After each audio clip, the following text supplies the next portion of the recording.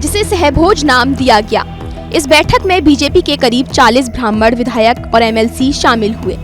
इस बैठक को करने में मिर्जापुर से विधायक रत्नाकर मिश्रा और एमएलसी उमेश द्विवेदी की मुख्य भूमिका रही। सूत्रों के मुताबिक बैठक में जाति की राजनीति में ब्राह्मणों की दबती आवाज पर चर्चा हुई।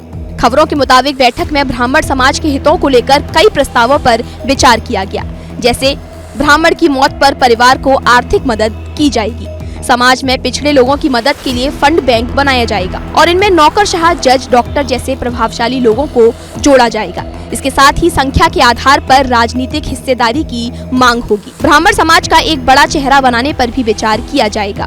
बीजेपी के ब्राह्मण विधायकों की ये बैठक तो सिर्फ शुरुआत है। जनवरी में अगली बैठक प्रस्तावित है, क्योंकि सूत्रों के मुताबिक जातीय राजनीति में ब्राह्मणों की आवाज दबती जा रही है और इसी वजह से उनके मुद्दों को उठाने के लिए ब्राह्मण विधायकों की ये बैठक हुई। हालांकि बैठक में शामिल नेताओं ने किसी भी मतभेद की बात से इनकार करते हुए इसे सामान्य बैठक बताया। तो पहली बार कोई सियासी बैठक नहीं थी, ये सहभोज था। हम लोग परसों इकट्ठा थे वहाँ विधानसभा में, तो चर्चा हुई कि भाई जाड़े का मौसम है, बाटी चोखा कौन कराएगा। लेकिन सूत्रों की माने तो ये बैठक ब्राह्मण समाज के राजनीतिक रसूख को लेकर अपनी शक्ति प्रदर्शन की एक कोशिश है। राजनीतिक गलियारों में इस बात की चर्चा तेज है कि बीजेपी के अंदर कुछ ब्राह्मण विधायक और नेता अपनी अनदेखी से नाराज हैं।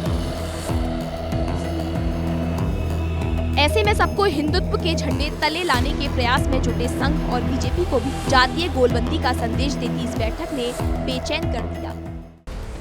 शिवपाल यादव ने दावा किया कि उनकी सरकार से कोई न कोई तो नाराजगी रही होगी, तभी वो बैठक कर रहे हैं। तो ये भारतीय जनता पार्टी के लोग जात में बांटते हैं। हम तो कहेंगे ब्राह्मण समाज की अगर मीटिंग हुई है, सब हमारे समाजवादी पार्टी में आए, सबको सम्मान मिलेगा। हालांकि बीजेपी ने किसी भी मतभेद से साफ इनकार किया। देखिए, जब विधानसभा का सत्र होता है तो सारे विधायक एक दूसरे से मिलते रहते हैं। इसको कुटुंब बैठक, स्नेह मिलन और ब्राह्मण और क्षत्रिय और बैकवर्ड और दलित के रूप में नहीं देखना चाहिए। दरअसल ब्राह्मण वोट बैंक यूपी की सियासत में हमेशा निर्णायक रहा। 12-14% आबादी वाले समुदाय का प्रभाव शहरी और ग्रामीण दोनों क्षेत्रों में। बीजेपी ने 2017 और 2022 ब्राह्मणों के बड़े समर्थन से जीत हासिल की, लेकिन अब उपेक्षा की शिकायत सामने आ रही है और समाजवादी पार्टी इसे बुलाने की कोशिश में जुटी हुई है।